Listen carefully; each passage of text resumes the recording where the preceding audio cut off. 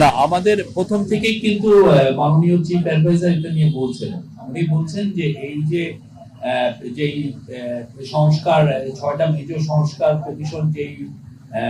Recommendation গুলো করলেন রিফর্মের, এইটা নিয়ে ওনারা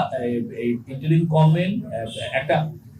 কনসেনসাস কমিশন করেছেন এবং কনসেনসাস কমিশনের প্রধান হচ্ছেন চিফ অ্যাডভাইজার নিজে, এবং এটার ভাইস চেয়ারম্যান হচ্ছেন প্রফেসর আলী রিয়াজ, আর অন্যান্য যারা কমিশনের যারা প্রধান ছিলেন বাকি 5টা কমিশন এটার মেম্বার হবেন। এটা যেটা হবে যে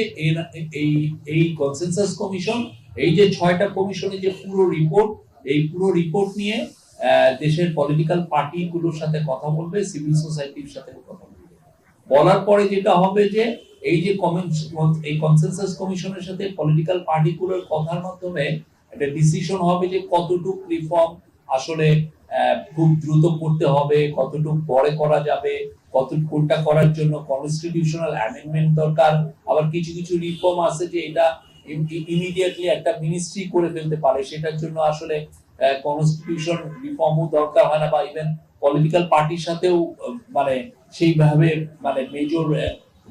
কথার প্রয়োজন নাও হতে পারে, বাট ওনারা সবার সাথে কথা বলবেন। বলার পরে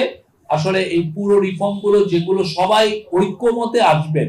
সেই ঐক্যমতের উপরে যতগুলো রিফর্ম, যে না এই যে ওনারা 5,000 রিফর্মের কথা বলেছেন, তার মধ্যে 2,000-এর ব্যাপারে সবাই ঐক্যমতে আসছেন, এই ঐক্যমত যেটা হবে, কনসেনসাসে যেটা রিচ হবে, সেটাই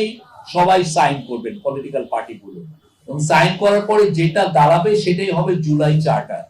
এই জুলাই চার্টারটারই বাস্তবায়ন এই গভর্নমেন্ট কিছু করবেন, পরবর্তী গভর্নমেন্ট গুলো এসে করবেন, এবং এই বাস্তবায়নের আলোকে নির্ভর করবে